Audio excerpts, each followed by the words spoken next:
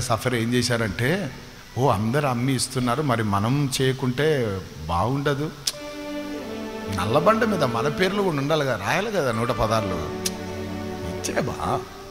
అవునా, సర్లే అని పొలం అమ్మారు. కొంత సొమ్ము ఏం చేశారట, దాచిపెట్టుకొని కొంత తెచ్చి అపోస్తలుల పాదాల దగ్గర పెట్టారు. ఇప్పుడు అక్కడ ప్రశ్న, అది సొమ్ము ఎవరిది?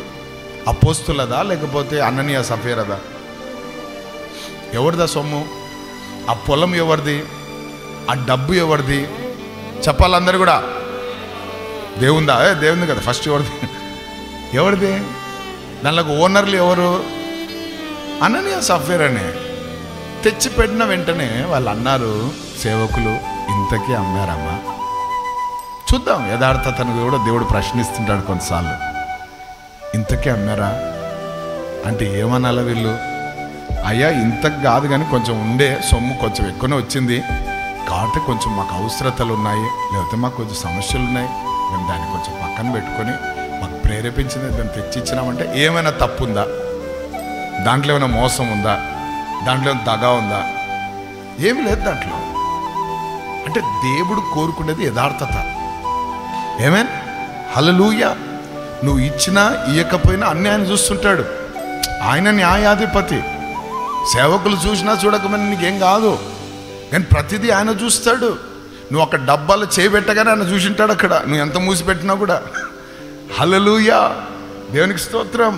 కాబట్టి ఇక్కడ ఇంతకేనా అన్నప్పుడు వాళ్ళు ఏం చెప్పాలా? యథార్థంగా చెప్పింటే బాగుండు. ఈ దాచిపెట్టుకునేటోళ్ళకు అబద్ధాలు పోలే మాట్లాడతారండి. అదొక బలహీనతనో లేకపోతే అదొక సైతానో. ఆమె వాడట్లనే చెప్పా, ఎక్కడ పోయినారా నువ్వు అంటే, నేను ఎక్కడ పోతా, నీ దగ్గర ఉండకుండా నేను చూసుకుంటా. వాడు ఒక అబద్ధం ఆడే. వీళ్ళు ఏం చేశారు? ఇంతకే అమ్మినారా అంటే ఇంతకే అనగానే అపోస్తులు ఏమన్నారు? ఎందుకయ్యా పరిశుద్ధాత్మను మీరు మోసం చేస్తున్నారు అని అన్నారు. పరిశుద్ధాత్మ ఎడల మీరు ఎందుకు అబద్ధం ఆడుతున్నారు అని అంటున్న లోపలనే ధమాని కింద పడి అన్నయ్య చచ్చిపోయాడు. అక్కడే ప్రాణం పోయింది. ఎవడు చంపలే, అదే అబద్ధమే చంపేసింది.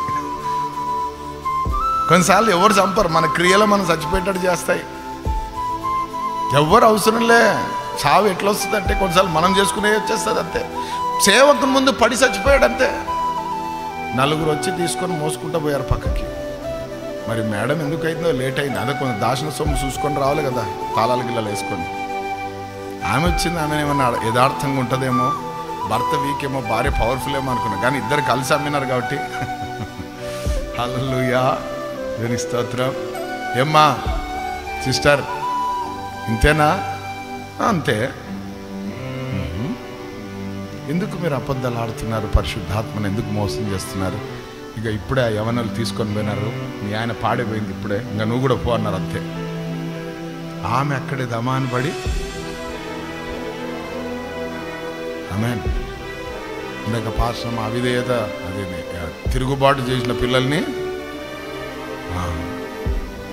అల్లు ఇక్కడ అబద్ధం ఆడితే చచ్చిపోయింది. ఇది కొత్త నిబంధన, ఇంకా డేంజర్గా ఉంది. మనం ఏమనుకుంటాం, పాతని రాళ్ళు కొట్టంట, ఇదైతే ఇంకా ఇది బ్రెయిన్ స్ట్రోక్, హార్ట్ స్ట్రోక్, ఇది ఇంకా డేంజర్.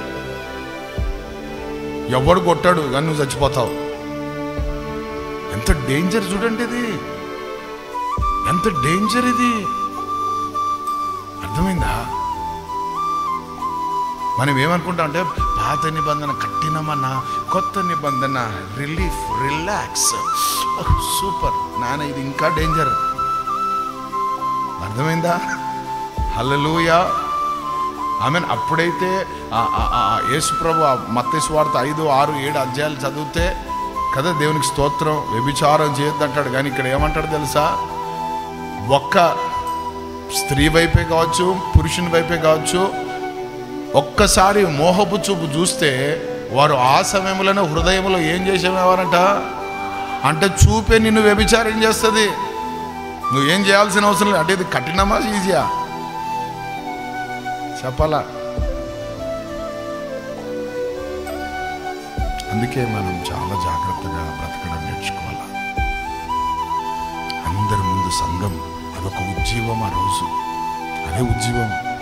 అందరూ భయపడ్డారు, వణికిపోయారు. ఒక్కొక్కడు అబద్ధమాడు పెదవులు యెహోవాకు హేయములంటే ఇంత డేంజరా,